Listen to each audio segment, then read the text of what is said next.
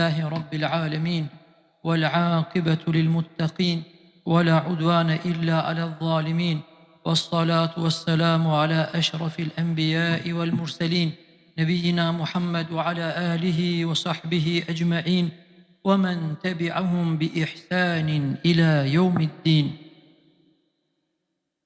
Të nderuar vëllezër, Allahun Zotin e gjithësisë e falenderojmë. Atë të gjithë e adhurojmë dhe vetëm prej Tij falje, udhëzim, mëshirë kërkojmë. Salavatet tona më të mirat, më të bukrat, më të plotat, Muhamedi sallallahu alaihi wasallam dhe të gjithë atyre që rrugën e Tij kanë ndjekur, ndjekin dhe do të ndjekin dërgojmë. Të nderuar vëllezër, përshkrim më të mirë të njeriut sesa Allahu subhanahu wa taala që e përshkruan, nuk ka mundësi që dikush ta përshkruan njeriun se kush është njeriu. Thot Allahu subhanahu wa taala në Kur'an: Innal insana khuliqa halu'a. Është e vërtet se njeriu është i prirur të jetë i padërueshëm. Idha massahu sharru jazua, se kur e godet atë ndonjë e keqe, ai ankohet të tepërmi.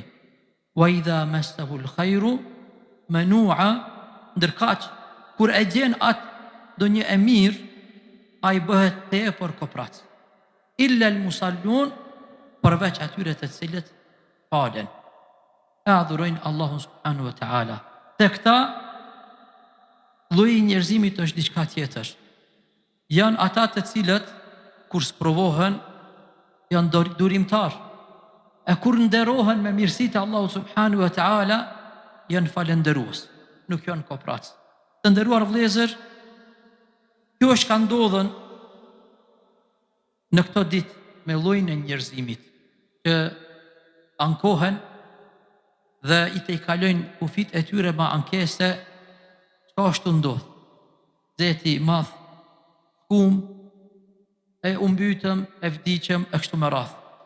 Të nderuar vëllezër, është e vërtet që këto ditë me ndryshimin e temperaturave, në veçanti në këta 2 ditët e fundit, ndryshimin e motit, njerëzit vuajnë. Mirë po, sikur ta dimi ne se çfarë janë dobit e këtyre temperaturave, kishim me qenë pak ma shumë durimtar. Neve vëllezër të nderuar, edhe kur kemi qenë në klasat e para në shkollat tona, kur kemi mësu gjeografi, biologji, na kanë mësuesit tonë se temperaturat e larta i kanë, ata e vuajtjet, mirë po i kanë edhe dobit e mëdhaja.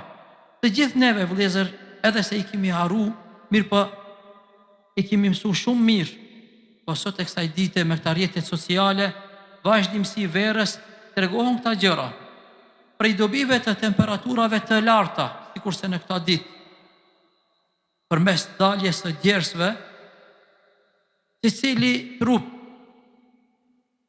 i nxjerr dhe i largon toksinat e tepërta, kripart e tepërta, të cilët janë akumuluar ndoshta me javë dhe me muaj në trup. Djersët vëllezër janë prej shkaqeve që këta me dalë, ndryshe nuk dalin. Dobia e dytë vëllezër është se temperaturat e larta i shërojnë 2 lloj smundjes që nuk shërohen përveç se në temperaturat e larta. Në veçanti, njëra prej këtyre smundjeve që ma shumë paraqitet në ato vende ku ka shumë pak diell dhe ndoshta numri i njerëzve që e kanë këtë smundje është psoriaza, smundje e lëkurës, një smundje kronike që bën njolla të kuqe në ata trupat e bardhë dhe e shumton atë bukurinë e njeriut, nuk shërohen përveç se në temperaturat e larta. Dhe lloji i dytë i smundjeve vëllezër është smundje po ashtu kronike, aknet, që shkakton me dal kuqëra në trupin e njeriut dhe janë me dhimbje, edhe çka është më e keqe se këta kur përthejnë kanë edhe një erë të jo të durueshëm. Edhe kjo smundje vëllezër, prej të cilës smundje vuaj në botë ma shumë se 650 milion njerëz, pra një në çdo 10 prej banorëve të tokës nuk shorohen përveç se në temperaturat e larta. Vëllezër, a e dini se sa smundje, edhe sa prej sa smundjeve Allahu Azza wa Jall i mbron njerëzit me këta temperaturat e larta? Gjithë shkencëtarët, në veçanti si shembull e seki një shembull shumë të mirë, thuajnë sikur mos t'jenë temperaturat e larta, gjendja shëndetësore e njerëzve ka me qenë shumë më e rrezikshme. Prej mikrobave të cilët përhapen, që nuk mbyten ta mikroba dhe nuk pastrohet toka prej tyre përveç se në temperaturat e larta. Vëllezër, prej shembujve që e kanë cek dietarët është Mekkeja. Në Mekke vinë lloj njeriu, prej lloj vendeve që udhtojnë njerëz për në Mekke, që me vete edhe i bartë në lloj smundje. Sikur mos ishin që këta temperaturat e larta, do të përhapeshin ata smundje në mesin e banorëve të Mekkes, e ishte me eskalu situata, ata të cilët kishin më u kthina për vendet e tyre kishin me e bartë lloj viruse të reja në vendet e tyre. Dobia më e madhe, vëllezër, ka është e këtyre temperaturat të larta, vëllezër, është që ushqimet e mira që jajmë ne për 12 muaj, me lloj ngjyre të bukur, prej pemëve dhe perimeve, ata nuk piqen përveç se në këta 2 muaj. Buka gjithë banorëve të tokës, 8 miliard e 300 milion njerëz, nuk piqet përveç se në këta 2 muaj e gjysmë. A mund ta paramendoni, vëllezër, me pas në shtëpinë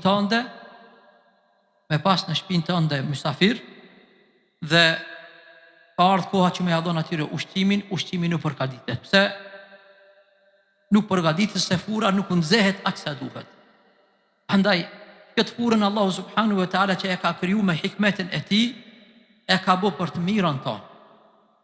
Mirë po, një realitet që ka është, se edhe në këto ditë të nxehte, ne nuk duhet të harrojmë se jemi robër të Allahu subhanahu wa taala.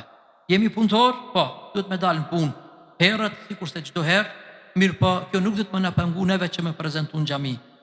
Në një hadith qudsi, thot pejgamberi sallallahu alaihi wasallam, Zoti juaj i madhruar dhe i lartësuar ka thonë, sikur robërit e mi të më bindeshin ashtu si duhet, të më adhuronin ashtu si duhet, unë do t'u azbritja shiu natën, dhe do t'ja nxjerrja diellin ditën, dhe nuk do të bëja të dëgjoni zhurmën e vetëtimave dhe bubullimën. Sikur njerëzit të ishin ashtu si duhet, shiu kishte marrë natën, me flet natën me shi që bin kadale, që ta jep një knatësi gjumit, kurse ditën ma ardh dielli dhe me qenë një rregull tjetër jetës. Pa Allahu subhanahu wa taala me hikmetin e tij, nga ndonjëherë ta çështje i zmadhon dhe i pakson sipas asaj që kërkon nevoja e njerëzimit. Lutim Allahu subhanahu wa taala që të na bën rob falënderues në çdo kohë dhe në çdo vend dhe në çdo hall dhe në çdo gjendje. Qultu ma qad sami'tum wa astaghfirullaha li wa lakum fastaghfiruhu innahu huwal ghafurur rahim.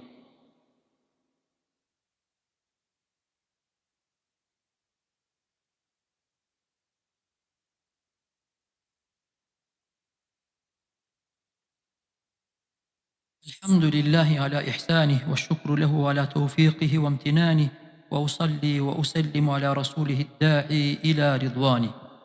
Të nderuar vëllezër, të cilit prej neve na ndodhen që po më të vërtet kur ta dobëson ajo temperatura e lartë, të cili prej neve fillon që të dërzohet, e para se të dërzohet kërkon me pa ndonjë vend ku ka hije për më u fresku.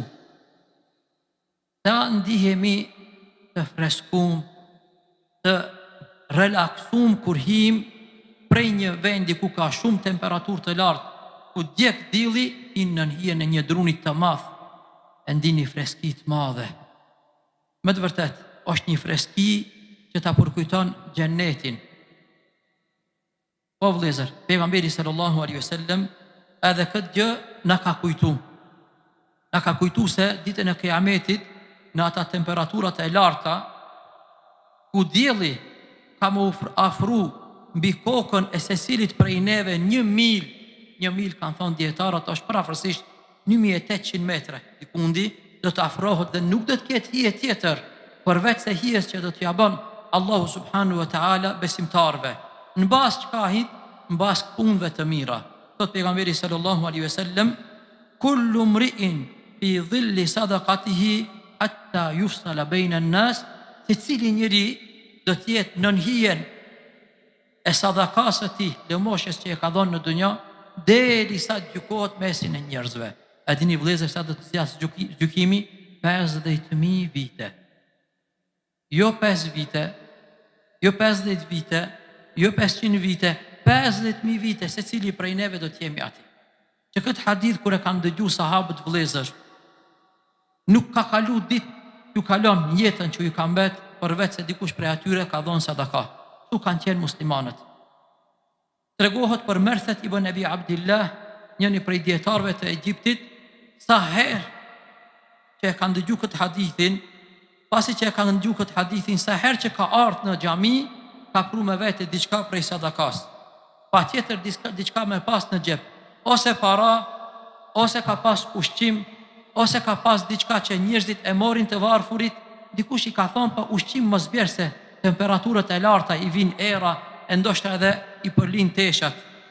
Atëherë ai është përgjigj se e kam dëgju pejgamberin sallallahu alaihi wasallam, ashtu sikur se na është transmetuar neve se hija e secilit prej neve do të jetë ditën e Kiametit mbas sadakas ka e. Vllai dashur, vllai nderuam, sadakaja më e mirë që bëhet prej bindjes të fortë që bëhet.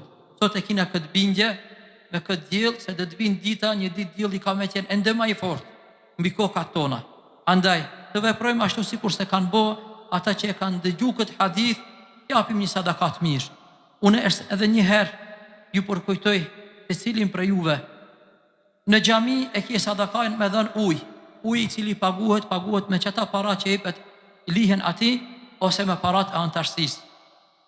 Një punë e hajrit që bëhet në këtë xhami, dhënia ushqimit për iftar, nga ana tjetër me afru dikujt me lehtësu faljen e namazit, të gjitha bëhen me parën tënde që ti antarësu.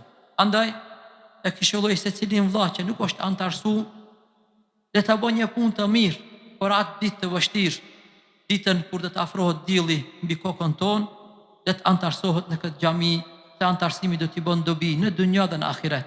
Dhe të bën këtë punë vetëm për hir të Allahut subhanahu wa ta'ala. Lusim Allahun azza wa jall që të na jep të mira në këtë dunjë, të mira në ahiret, dhe të na mbron prej dënimeve të kësaj dunjas dhe dënimeve të ahiretit. Lusim Allahun subhanahu wa ta'ala që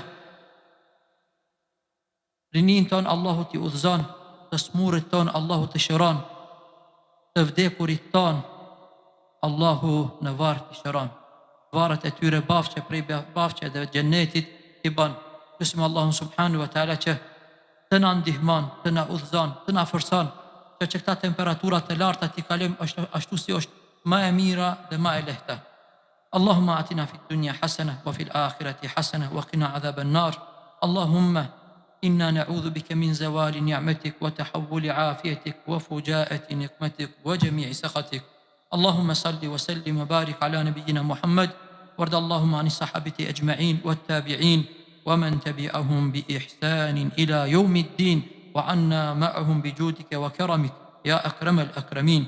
عباد الله، إن الله يأمر بالعدل والإحسان وإيتاء ذي القربى وينهى عن الفحشاء والمنكر والبغي يعظكم لعلكم تذكرون. تندروار besimtar, me të vërtet Allahu i madhërisëm urdhëron drejtësinë, po mirësinë dhe mirësinë ndaj të afërmve dhe ndalon nga çdo punë të keqe dhe të neveritur dhe ndalon nga çdo lloj padrejtësie. Kështu Allahu ju përkujton që mësim të mirëni wa aqimus salat.